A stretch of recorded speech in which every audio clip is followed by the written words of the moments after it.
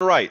My name is Egberto Willis, your host. Good morning, Houston. Good morning, Harris County. Good morning to the great state of Texas. And of course, good morning to the United States of America. Good morning to the entire world and to every corner that our 100,000 watt transmitter is getting to. Well, folks. And of course, good morning to every little corner on the internet as well. Before we get started, let's go on and have a great visit with our geniuses in the studio. El Senor Howard, how are you doing this morning, sir? Well, I came back. I am here now, You and I were want to say missed.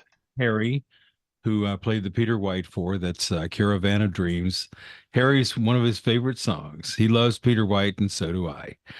And good morning to Brisbane, Australia. Why the heck not? Why not? Why not, man? Jack, what you got? You got a whole page of wisdom here. It's just a couple little short things. I'm gonna wise up our audience Yeah, here. we'll spread some They need it. propaganda here. Oh, sure. Yeah, I heard somebody call you a propagandist. But I love it. How yeah, dare they? I, he is honored. I'm just a stoner with a pen. Yeah. Well, what you got, man? Okay. War. War equals greed and exploitation. War equals resource extraction by force. War equals women, men giving their lives to kill so some fat cat tycoon can profit. War equals death of the innocent. War equals broken dreams, broken bodies, and broken hearts. War is a waste of taxpayer money. War equals profit and desolation. War equals emptiness. War destroys hope. Waging war for profit should be abolished.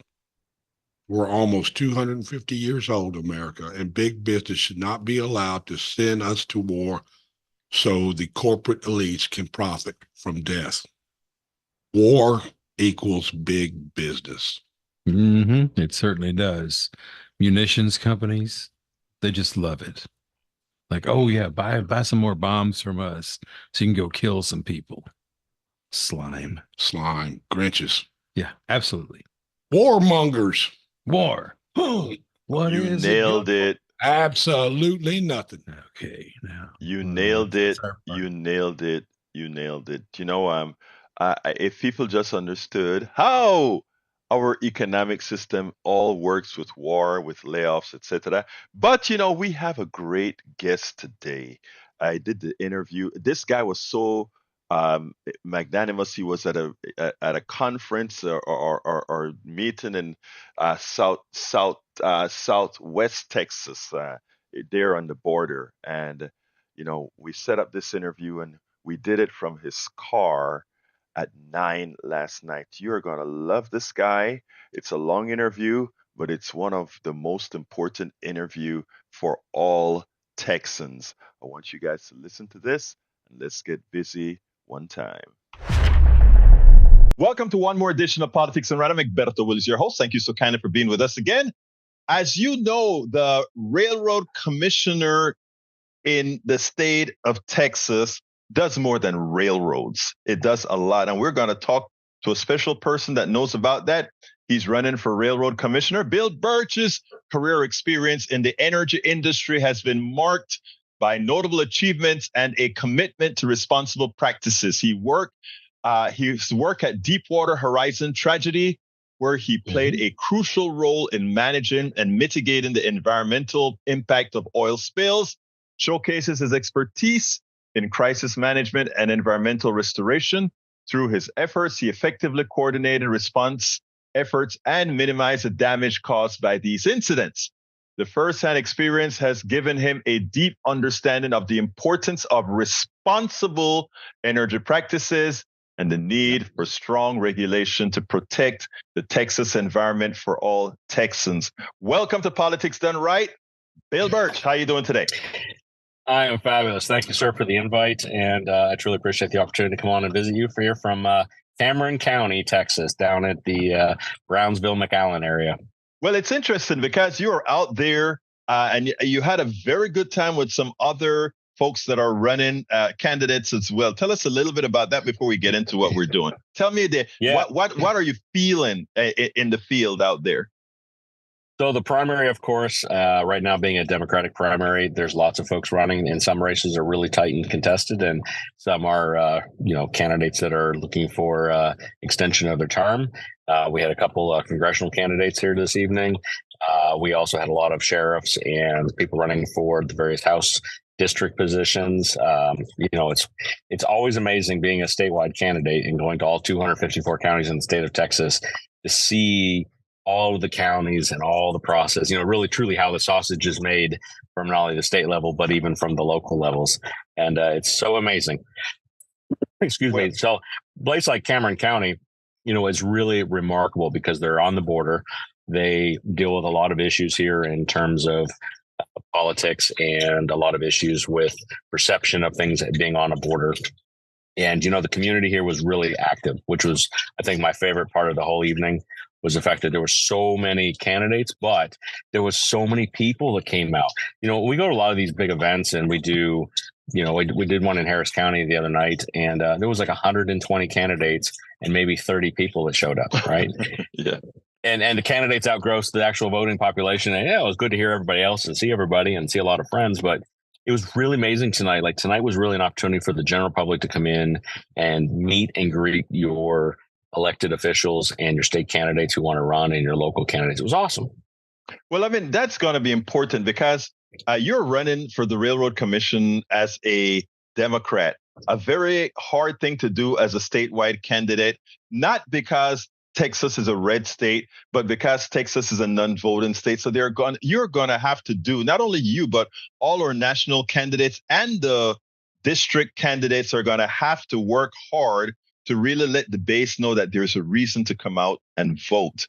And later on in our discussion, we're going to talk about some reasons why we need competent leadership in the Railroad Commission. But first of all, I think what our audience would like to know is tell me a little bit about all that being a Railroad Commission, leading the Railroad Commission.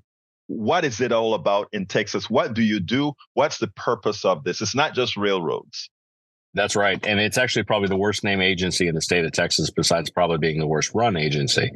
The Railroad Commission realistically does not manage the railroads. So it's a historic name since 1891. It's the oldest agency in the state of Texas. And it was created at the time by Mr. Hogg to basically provide regulation and oversight on how the railroad industry worked. It's evolved into, because originally when we discovered oil and gas and we moved product via oil and gas in barrels, we moved it on the rail system. So the agency ended up taking over the commerce side of transportation. In 2005, the Texas Railroad Commission gave all of the responsibilities for all of the railroad side of it to TxDOT. So we actually don't manage and have anything to do with the railroad industry. I didn't realize that. So TxDOT is actually handling the actual rails now and the connectors. Yes, sir. Wow. Yeah, the Railroad Commission has nothing to do with the actual railroad industry. It actually is only to do with the oil and gas industry and our legacy of our uranium mines and our lignite coal mines that we still have in the state of Texas. And so it also has, because of the oil and gas side, it also regulates the entire pipeline industry, of which we have 330,000 miles of pipelines installed in the state of Texas. Wow. But anyhow, so in effect, you're managing minerals in this state, hydrocarbons, and otherwise, and that is something that has to be done. One would expect it to be done in an environmentally safe region. Now, this morning. So let me throw in one thing on that real quick, because you're exactly spot on. So that is the core issue of the fact that the name change needs to happen to really reflect what the agency is, right? So it's really the natural energy resources and the safe distribution to market via the pipeline systems. And one of the problems that we have is that the general public, not knowing what it is, gets away with, the agency has a very low environmental standard stewardship bar, and it has gotten away with murder in essence for the fact that people actually don't really know what it does. And that is part of this huge problem with transparency with the Texas Railroad Commission. Is there any effort right now to rename the agency? There has been two efforts that have happened in the last 10 years. Both have been shot down by Senator Tom Craddock. whose personal pet mission is to maintain the oldest agency's name as is, and it really does need to evolve. The idea of keeping this obscure for the general public's purpose, and when I go, you campaign and people say, well, what does a Texas Railroad Commissioner do? Their first assumption is exactly as the name says, oh, you must regulate the railroad industry. Yeah, no, we have nothing to do with the railroad industry. So this really is something that does need to fundamentally change, and it's way overdue.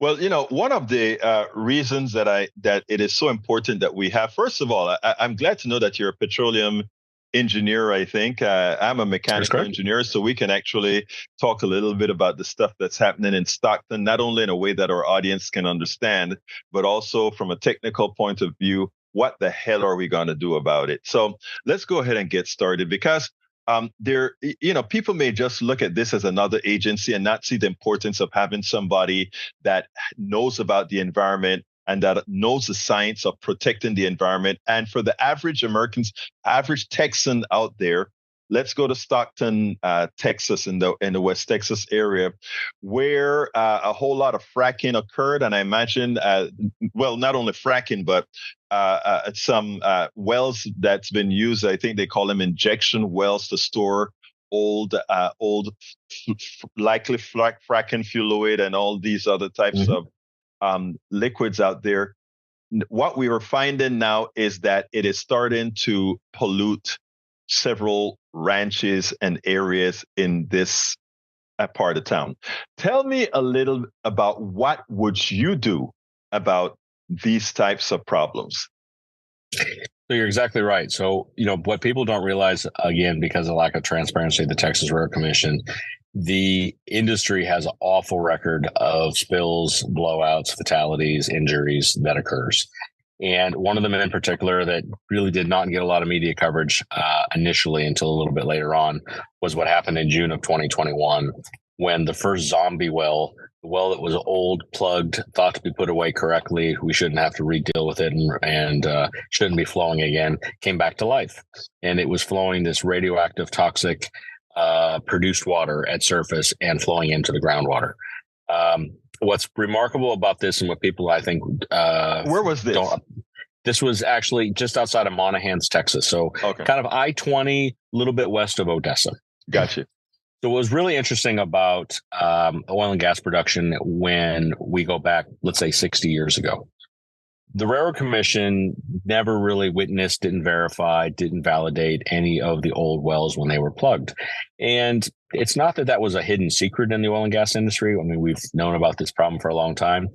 But what's happened is that as we've gone into these new shale wells that we've drilled and developed, especially in the Permian, every barrel of oil that comes out of the ground, we get 6 to 7, 8, 9, 10 barrels of water that comes with it. And remember, there's 42 gallons per barrel.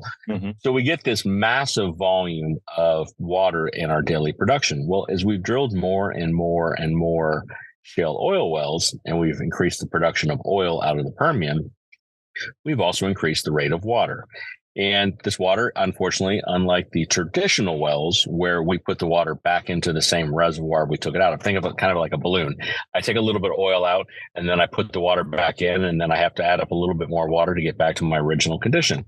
This stuff I can't re-inject back into the same zone I produced from. So I have to find someplace else to put the water. Well, we filled up everything we basically have. So we drilled more wells. And we put more water in the ground, and we drill more wells, and we put more water around. We are now handling in the state of Texas 24 million barrels of toxic radioactive isotope water a day. And what's ironic about this problem is that New Mexico solved their problem by shipping it to Texas. Oklahoma has solved some of their problem by shipping it to Texas, and Louisiana is now dumping their problem in East Texas. So we are also now becoming the toxic dumping grounds for 3 other states. In terms of how they're trying to manage their problems.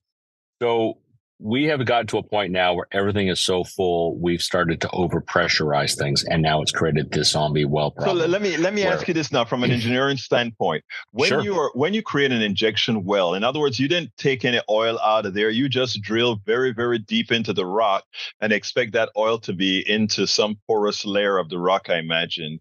And the only way that can occur is for there, unless there's some interstitials there, is for there to be actual pressurized, I imagine, to pressurize it to in effect institute some sort of a fracking within the substructure.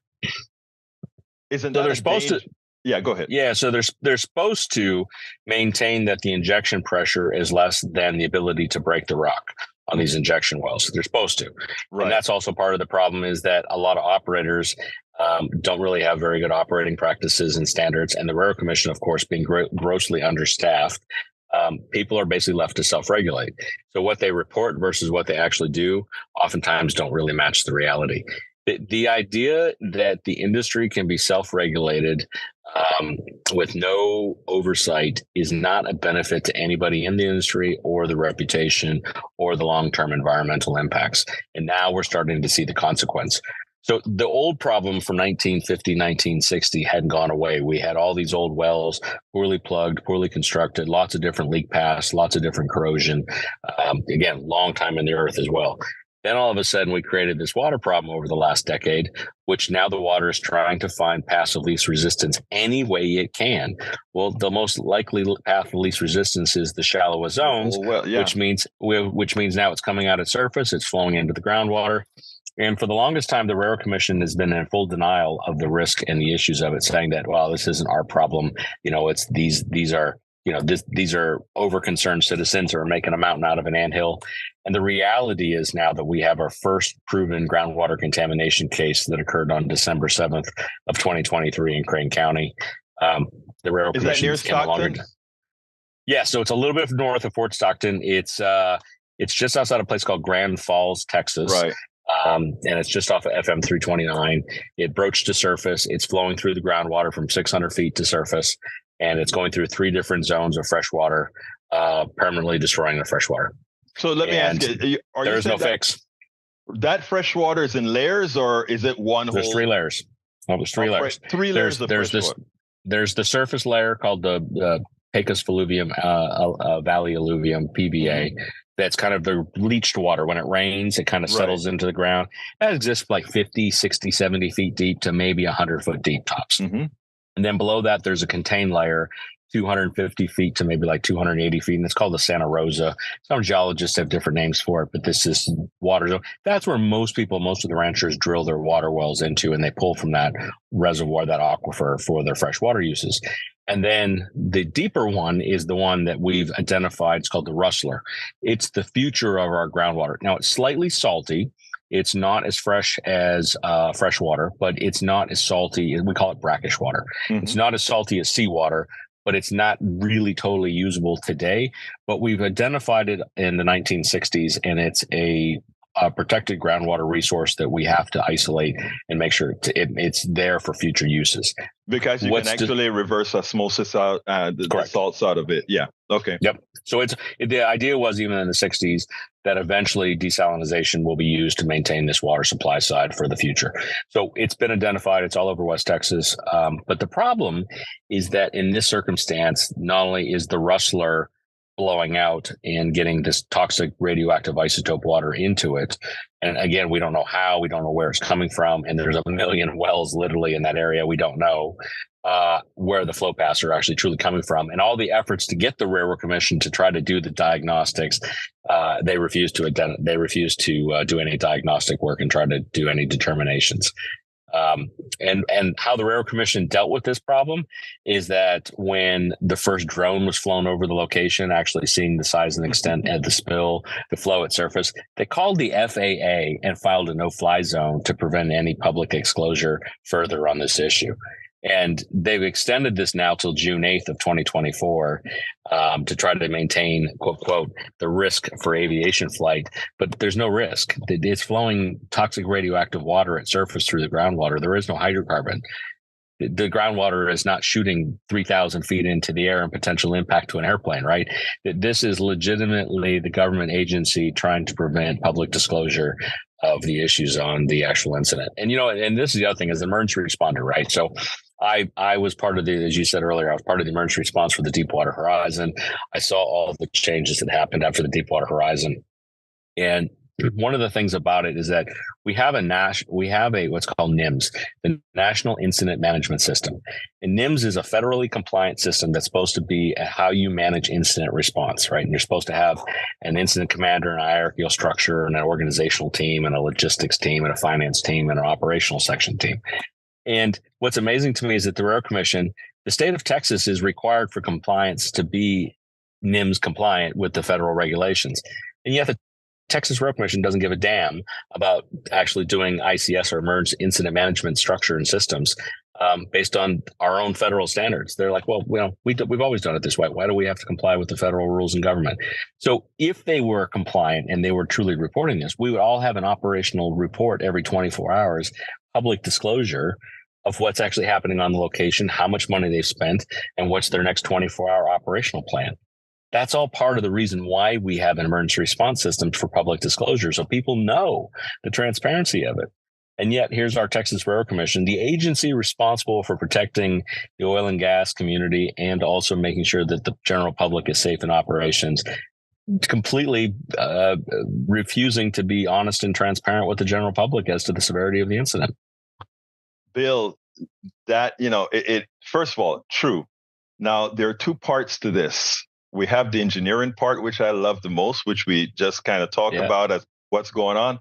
But unfortunately, most of those people in West Texas, most of the people in Houston, most of the people in Fort Worth, and all these places, all they're going to hear out of you is, we hate regulation and it needs to regulate. Now, I think what's occurring, the pictures that I can see right now, that the drone that I don't remember the name of the woman's flying over near Fort Stockton and all these places, it shows the disaster on top of the surface.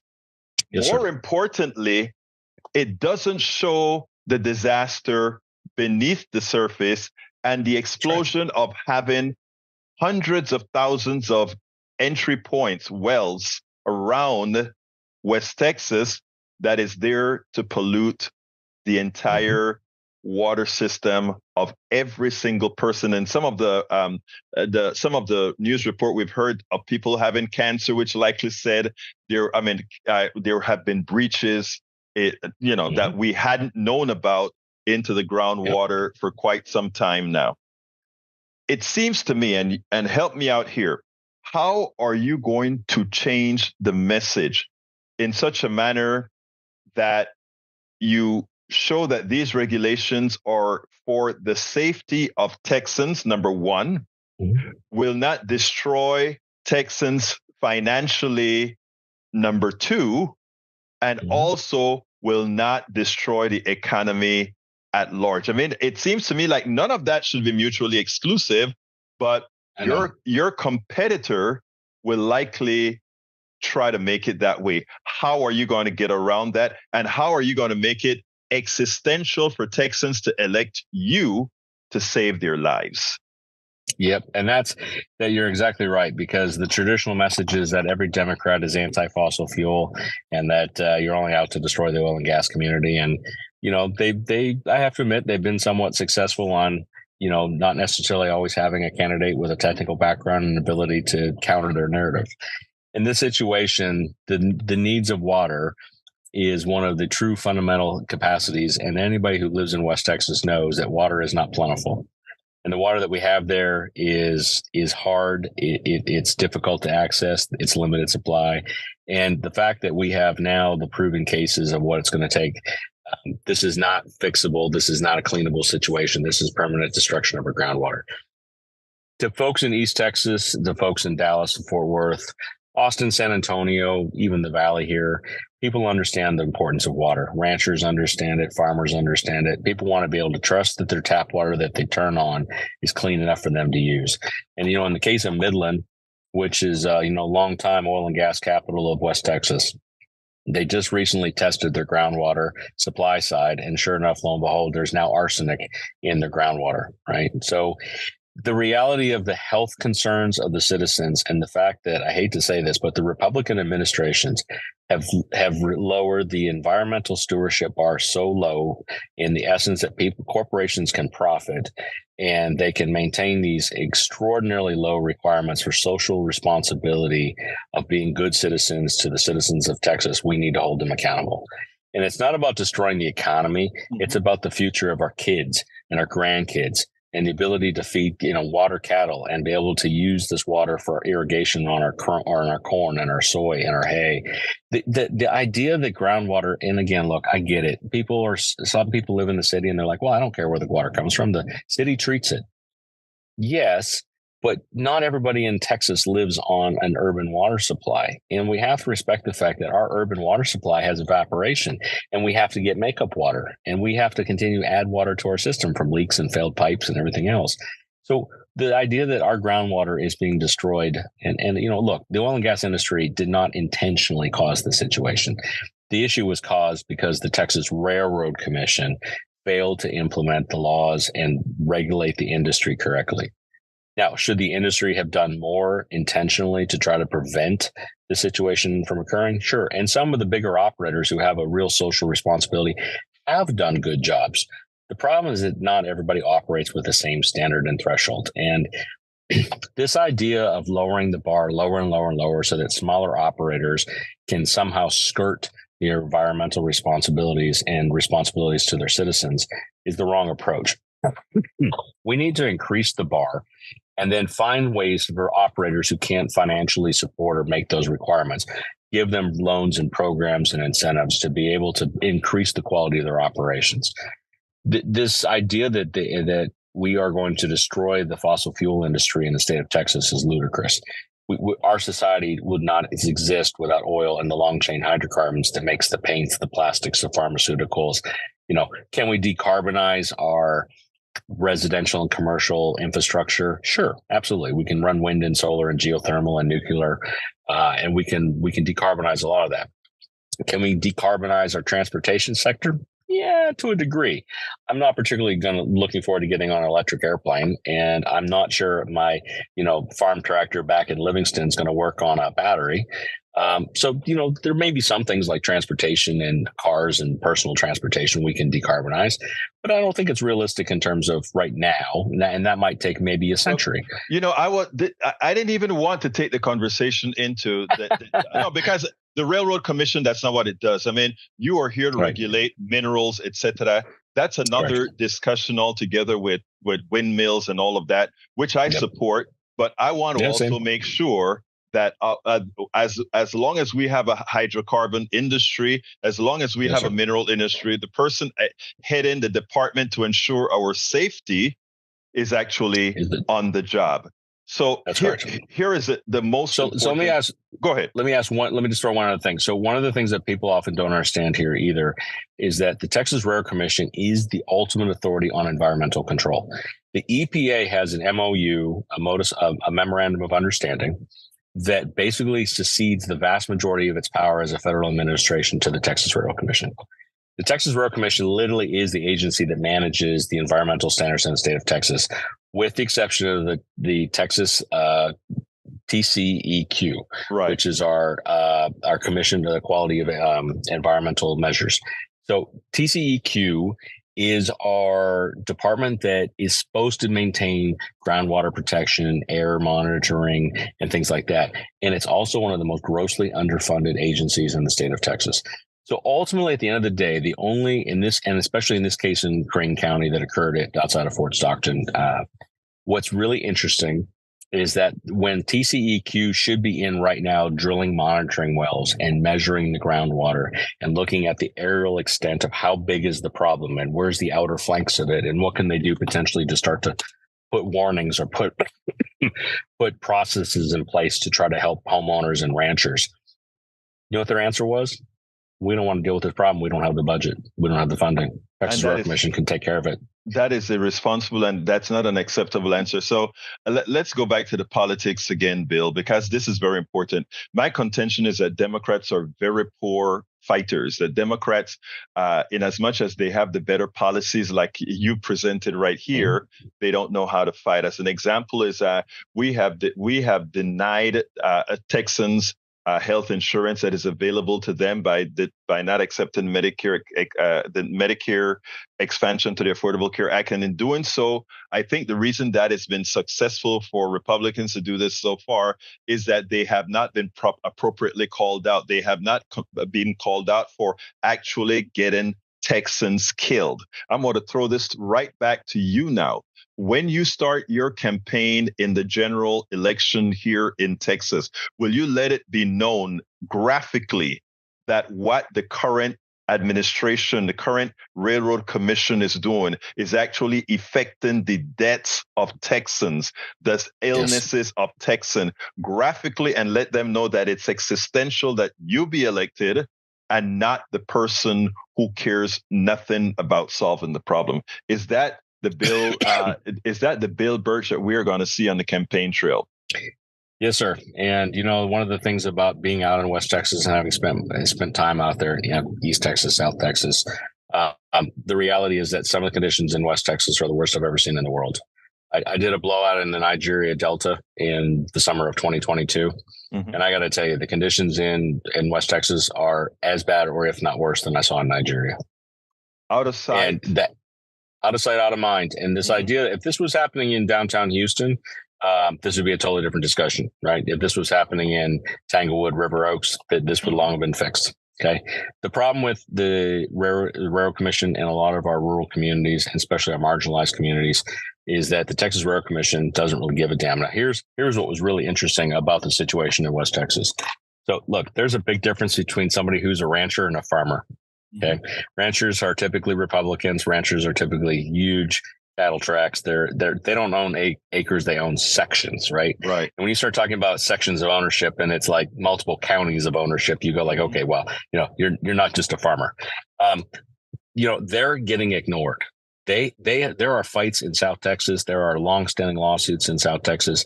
There's fights in West Texas. There are some cattle ranchers in West Texas that own hundreds of thousands of acres, literally with hundreds of wells on their property, leaking, flowing into their groundwater, dead cattle, sick cattle, dead birds, environmental issues that surface with hydrogen sulfide, which is a fatal, lethal gas, and literally flowing at surface. And they can't get any response from the Texas Railroad Commission. The idea that literally the Texas Railroad Commission is completely a captive agency to a certain scale of operators, depending on their financial contributions to their political campaigns, it doesn't even serve the ranchers. So I tell folks, I'm not taking PAC money. I haven't received any. I'm not actively soliciting it. My first campaign contribution came from a Republican West Texas rancher who's so fed up the fact that the Railroad Commission as a Republican doesn't even respect him. He's like, here's a check. I'll do anything I can do to support you to help get you elected. I'm sick of these idiots in Austin. The idea, I think, in the success in this situation is that the environmental concern from everybody isn't just, if you imagine you have 2 acres in East Texas and you've got an abandoned orphan well on your property, what's that risk? Is the Railroad Commission going to give a damn about you realistically when these guys out here in West Texas that are worth millions can't get any response from them either? It's really an agency that has failed every single Texan in even its fundamental principle, which was protection of the groundwater. And now literally we've got destroyed groundwater. It's hard. It's hard to get people's heads wrapped around the importance of the Texas Railroad Commission because they say it's a down ballot race, manages railroads. It's like, folks, you need to understand the future of Texas. It really depends on this race. Bill, and that is the reason I'm saying, are you going to go out there and let people know that it is existential? That is, I think that is one of the problems that we have as Democrats, and that is Democrats don't go out there and fight the way they should. Hey, you know all the material. I'm listening to you right now. You know the surface. What's going on, the layer, the earth layer, and everything. Most Americans don't know that. Most Texans don't know that. But it can be expressed to them in a manner that they can understand that they should care about that. And I think you will do that. Last question is, what would you have liked me to ask you that I didn't ask you? That's a good one. Well, I think probably the biggest thing would be to understand the size of the Railroad Commission. So I don't think people appreciate the fact that there's less than 100 Railroad Commission inspectors to manage 400 plus drilling rigs, 1.2 million oil and gas wells that have been drilled, another 200 to 300, 400,000 wells. We don't know where they are and where they exist, and 330,000 miles of pipeline. Wow. The agency doesn't even have something as simple as 2 regulators per county. Now, this is a good trick question for you. Okay. What's the only county in the state of Texas that doesn't have oil and gas wells? Don't know. There's only one. Which one? El Paso. Are you El Paso? El Paso has never had an oil and gas well that we've ever been able to prove or find in the archives. Wow. That's to say that maybe has one been drilled, but we actually have never found a record of any oil and gas well ever drilled in El Paso County. Wow. It's the only one. 253 of the 254 counties in the state of Texas have oil and gas wells. We have somewhere around 1.5 million wells, including the Corpus Christi area. We, unlike the nuclear fuel rod industry, our problems every century double. 50% of the wells we have surveyed over 25 years old are in a state of failure and flowing, and 80% of the wells over 50 years old are currently in a state of fail and flowing.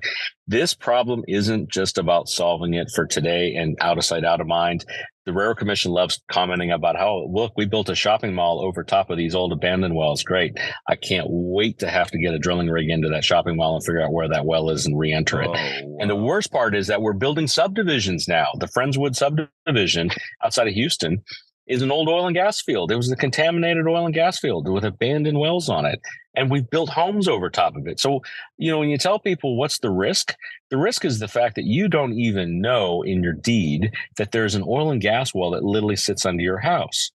And now you've got the risk unfortunately, until we see it at surface. So by the time it actually has migrated through your groundwater, it's leaked natural gas or oil to surface, we don't know that the problem exists. Wow.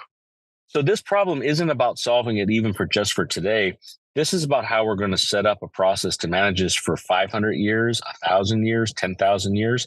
These are holes in the ground we're going to have to monitor, maintain, and manage for millennium. And the problem in our industry is that this whole notion, out of sight, out of mind, cut off the wellhead 6 feet below ground, backfill it with a bunch of dirt and walk away from it, you never have to worry about it again, was a lie. It was a fundamental lie by the oil and gas industry. And even I, as a professional, for the first half of my career, believed it. I was like, yeah, well, the well's plugged. Like, what's ever going to cause it to come back to life? But in June of 2021, when we saw the first zombie wells, my entire perception changed. And now that I see the impact of what this really looks like for my daughter and my grandkids and my great grandkids, this is a toxic legacy that we are going to have to double check and triple check and continue to monitor and make sure that these wells aren't leaking methane. These wells aren't flowing into the groundwater, that these wells aren't a long-term risk. This is a massive problem. And Texas is the epicenter, literally, of ground zero of where we're at in this industry. And to put this in a number perspective, this is probably $500 billion already of liability. So when folks say, like, who's going to pay for it? Well, that's us. At the end of the day, this privatized profiteering for socialized cleanup cost is going to be passed to the taxpayer unless we find ways to be able to keep the industry in working condition and continue to pay for the legacy.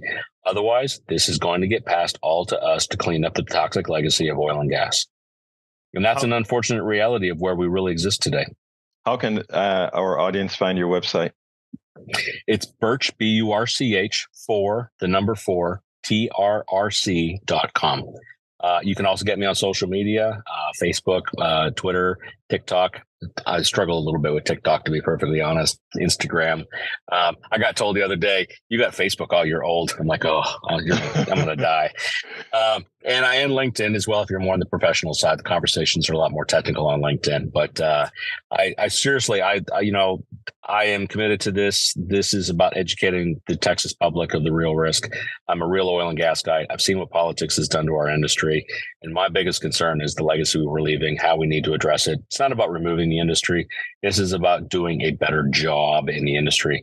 And the oil and gas community knows that we need to do better. We know we can do better. And it starts with having a regulatory agency that actually enforces the rules. We don't need to change the rules.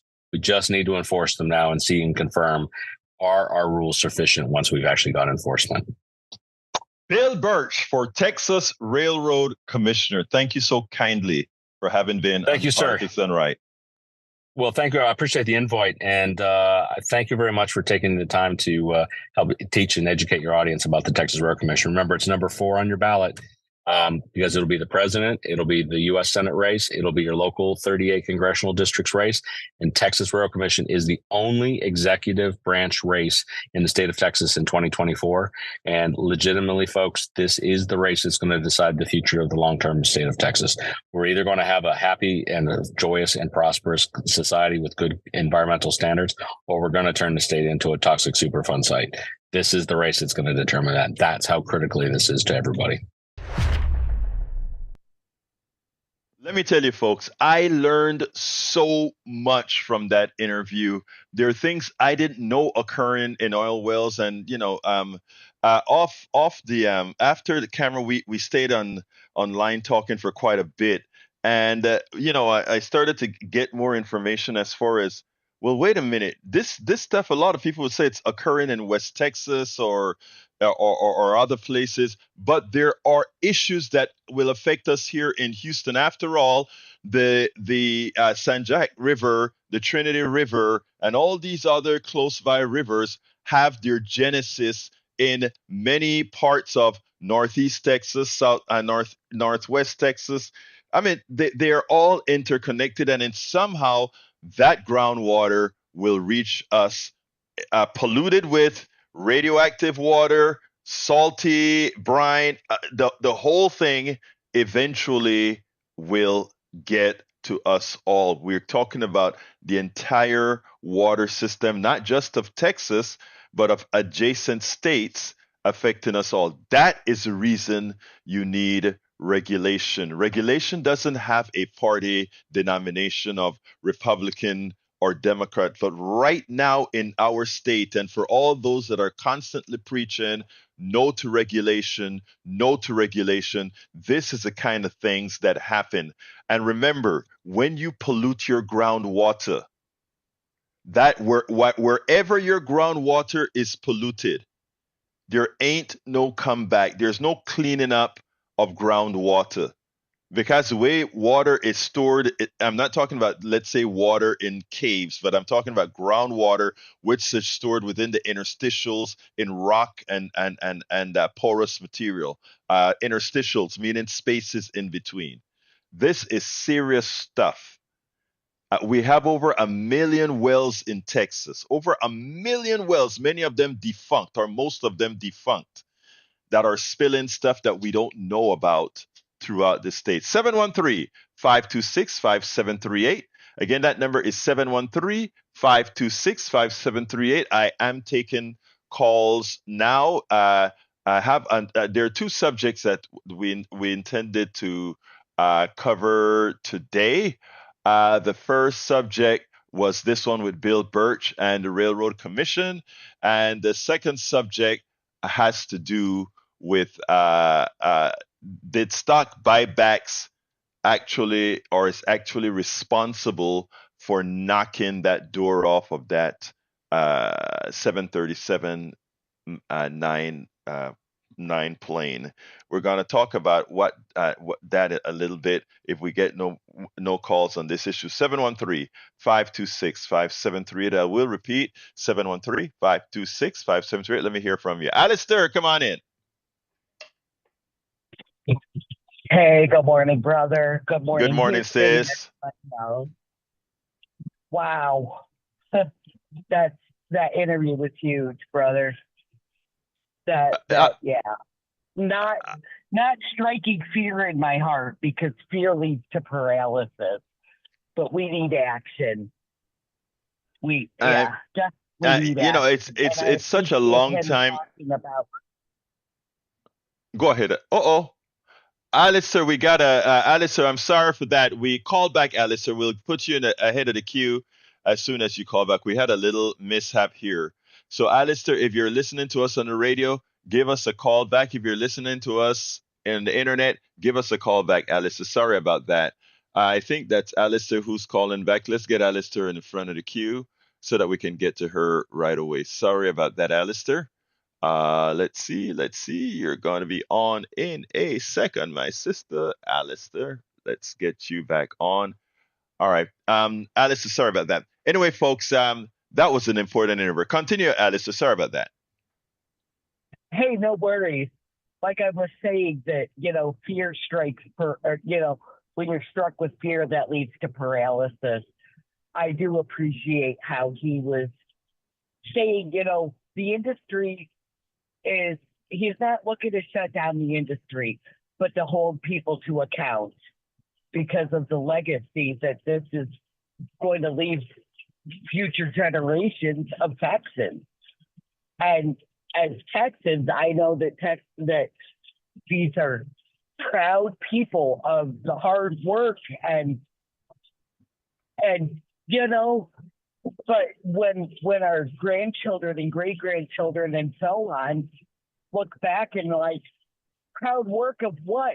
Killing ourselves and leaving nothing for us, and there's gonna be no bootstraps for them to pick themselves up by. Exactly. Alistair, well, look, I'm glad that you enjoyed the interview. I am going to be posting this video all over. Make sure if you have friends, make sure that they see this. I am going to share the heck out of it. Yeah. Right. So please share this because it's very important that we do this. Thank you for calling in, sis. We'll talk later. Let's go to Joni. Come on in, Joni. How are you doing this morning? Hi, good morning. Did your guest talk about fracking? And I got in late. In regulating fracking. No, he didn't talk about. No, he didn't talk specifically about fracking, but the regulations that he's talking about enforcing, etc., does include fracking. I mean, let me tell you where I didn't want to take the discussion. If you notice when he started to talk about wind energy and all the green energy and so forth, I didn't for the railroad commissioner. I didn't want to get into that part of the discussion because I want my railroad commissioner doing his job as far as regulating an industry that's going to be with us for a long time, even as we ramp up to green energy. I want that regulated so that it'll do the least harm possible to our environment. So I didn't want to get conflated into two different discussions with regards to, I wanted to split it where it needed to be split. So, but he is he is cognizant of the fracking issue and in fact, a lot of the injection wells are dumped, the fracking liquid is dumped into these injection wells that we're talking about. Go ahead, Joni. Because if he really wants to regulate, like he says he does, then he will give the power of regulation back to the local economy, local governments, where they just, the big government, haters that say they hate big government, decided that they're not going to let local municipalities and cities and counties regulate their own whether or not someone is allowed to frack in their areas. So first, I take issue with that. And I also take issue with his saying that the oil and gas industry didn't do this intentionally. No, they didn't say, well, our goal is to ruin the environment, but they did intentionally mislead the public for now, decades over and over again about what their policies and the way they do their business actually affects the environment. They did intentionally mislead. So they might, it's indirect intentionality. Joni, that's the one part of the interview where I failed. And let me tell you, because after I re-listened to the interview, I know this guy's heart, and I know that's not what he meant. I know that what he meant to say is oil companies are a business entity. Their fiduciary responsibility is to their shareholders. It is a regulatory agency that gives them humanity, that makes sure they don't do wrong.